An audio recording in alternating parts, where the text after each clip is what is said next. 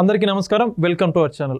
గత కొద్ది రోజులుగా నెట్టింట వైరల్ అవుతున్న వేణుస్వామి మరి అదేవిధంగా వీణావాణి వీరిరువురికి సంబంధించి మూర్తి గారు నిన్న రాత్రి మీడియాలో కొన్ని విషయాలు అయితే చెప్పడం జరిగింది. దానికి సంబంధించి పూర్తి విశ్లేషణ ఇవ్వడానికి మనతో ఉన్నారు సీనియర్ జర్నలిస్ట్ కనకదుర్గ గారు.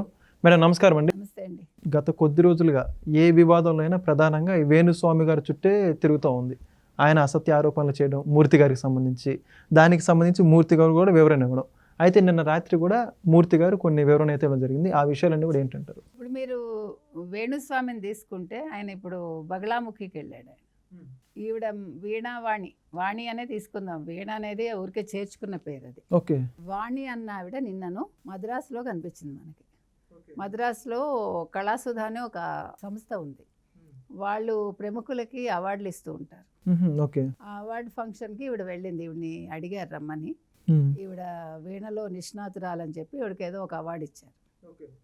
ఆ అవార్డు కోసం వెళ్ళినప్పుడు అక్కడ ఒక తెలుగు ఛానల్ ఒక రిపోర్టరు అమ్మాయిని అడిగింది.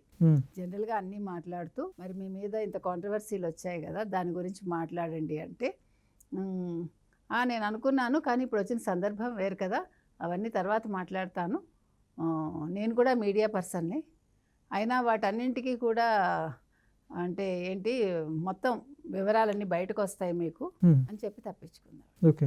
మొన్న ఏం చేశారండి, భార్యాభర్తలు ఇద్దరు ఇటీవల కాలంలో మూర్తి గారిని బెదిరిస్తూ ఆత్మహత్య మాకు శరణ్యం, మరి ఆత్మహత్య శరణ్యం అని శుభ్రంగా ఎంజాయ్ చేస్తున్నారుగా. ఎందుకంటున్నా అంటే, మీరు ఎందుకు ప్రజల్ని తప్పుదారి పట్టిస్తున్నారు, పక్కదారి పట్టిస్తున్నారు? ఇప్పుడు మూర్తి గారితో మీకు ఒక ఇష్యూ ఉంది, మీరు తేల్చుకోండి ధైర్యంగా. ఒక వీడియో ఏదో తీసుకొచ్చారు, బెదిరించారు, మమ్మల్ని 5 కోట్లు అడిగారని ఎవరో 2 జర్నలిస్టుల పేర్లు చెప్పారు. ప్రూవ్ చేసుకోండి మీకు దమ్ముంటే. మీరు శుభ్రంగా ఎంజాయ్ చేసుకుంటూ మీ లైఫ్ మీరు లీడ్ చేసుకుంటూ ఒక జర్నలిస్ట్ని బదనాం చేయాలని చూడటం ఒకటే కాకుండా, మేము చచ్చిపోతాము, మాకు ఇంకా వేరే దిక్కు లేదు, మాకు ఆస్తులు లేవు, దాదాపు అదే మరణ వాంగ్మూలం అనుకున్నది కూడా చెప్పడం జరిగింది చెప్పారు వాళ్ళు ఆల్మోస్ట్. మరి మీ మరణ వాంగ్మూలం ఏమైపోయింది నిన్న? అందుకే ఆయన మొత్తం మా అమ్మ నాన్న మాకు పెళ్లి చేయలేదు అని ఆవిడ అన్నీ చెప్పింది కదా, వాటన్నింటికీ ఆయన నిన్న బదులిచ్చాడు. అసలు ఆయన ఇవ్వడం ఏంటి, అమ్మాయిది నందంపూడి అగ్రహారం, అమలాపురం దగ్గర, అంబాజీపేట పక్కన. ఓకే.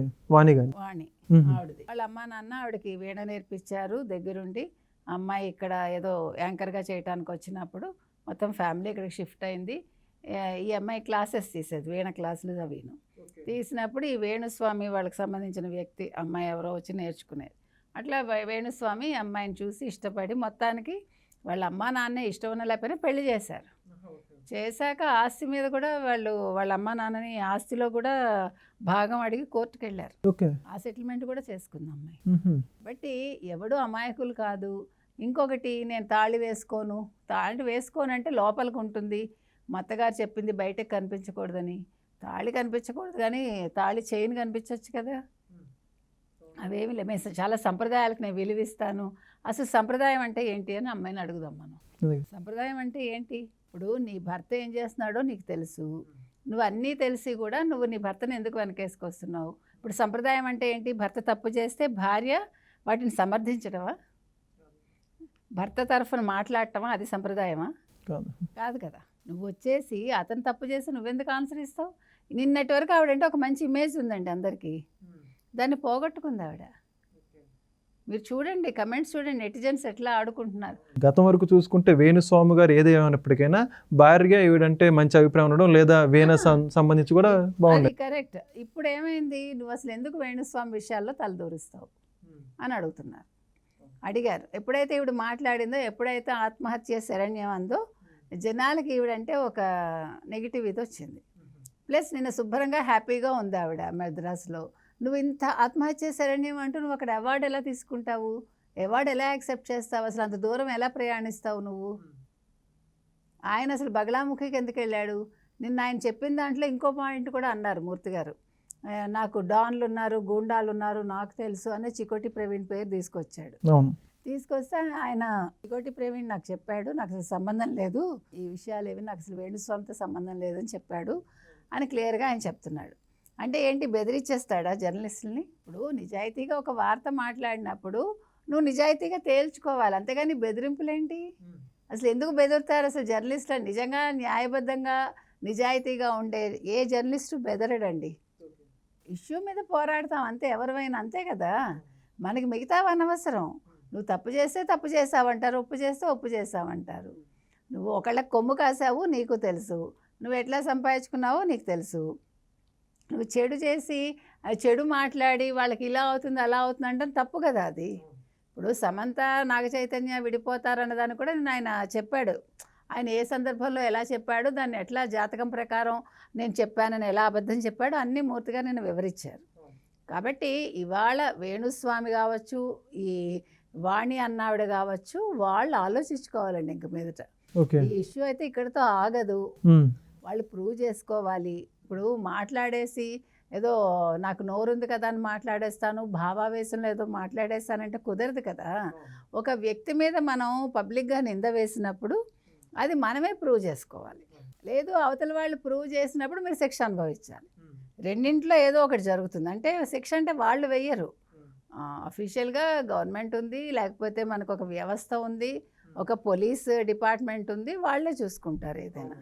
అంతే తప్ప ఇప్పుడు ఎవడు వెళ్ళి డైరెక్ట్గా ఎవరిని అటాక్ చేయరు, అది అసలు పద్ధతి కూడా కాదు, అలాంటివి ఎవరు హర్షించరు కూడా.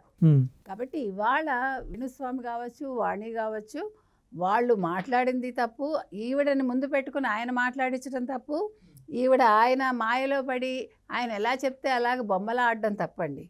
ఇప్పుడు వ్యక్తిత్వం ఆవిడకుంది, వాళ్ళు డబ్బులు వచ్చాయి కాబట్టి నేను నా భర్త చెప్పింది వింటాను అంటే అది పద్ధతిగా లేదు. నీ భర్త కరెక్ట్గా లేనప్పుడు నువ్వు ప్రశ్నించు, నీ భర్త కరెక్ట్గా ఉంటే నువ్వు వెనకేసుకురా, తప్పులేదు. కానీ ఇలాంటి విషయాల్లో ఆవిడ కలగజేసుకుని నా భర్త మంచివాడు, మేము తప్పు చేయలేదు అంటూ నిన్నెందుకు యాడ్ చేసుకుంటావు? నేను ఒక సీనియర్ జర్నలిస్ట్ని, సడన్గా జర్నలిజం ఎక్కడి నుంచి వచ్చింది? సరే ఎప్పుడో మీరు యాంకర్గా చేశారు, అయిపోయింది, దట్స్ ఓకే, ఎవడు కాదనిలే. కానీ మీడియాని అడ్డం పెట్టుకుని నేను మీడియా పర్సన్ అని చెప్పుకుంటూ ఇవాళ ఈ విషయాన్ని డైవర్ట్ చేద్దామంటే మాత్రం కుదరదండి. ఇంకోటి ఏమంటున్నారంటే మూర్తి గారు ఆధారాలు అడుగుతున్నారు పక్క, వీళ్ళు పొంతన లేకుండా సమాధానాలు చెబుతున్నటువంటి ఆరోపణలు కూడా వస్తున్నాయి భార్య భర్తలు. వాళ్ళు చెప్పలేక ఇవన్నీ కూడా ఇప్పుడు ఇవన్నీ డైవర్షన్ పాలిటిక్స్ లాగా, ఇవన్నీ డైవర్షన్ అనమాట చేయటం. ఇష్యూని డైవర్ట్ చేసి వాళ్ళ దగ్గర ఆన్సర్ లేదు కాబట్టి ఎవడి పాటికి వాళ్ళు తిరుగుతున్నారు అంతే. ఓకే ఓకే అంతే కదా. కాబట్టి ఇవాళ ఏదేమైనప్పటికీ వేణుస్వామి కావచ్చు, వాణి కావచ్చు, వాళ్ళు ఆన్సరబుల్ అండి, ప్రజలకి ఆన్సరబులే, ఆయనకు కూడా ఆ ఛానల్ ఏదైతే ఉందో ఆ జర్నలిస్ట్ కూడా వాళ్ళు answerable. Okay, thank you madam. చూశారు కదండి, మరొక వీడియోతో మరొకసారి మేము ముందుకు వస్తాం. ధన్యవాదాలు.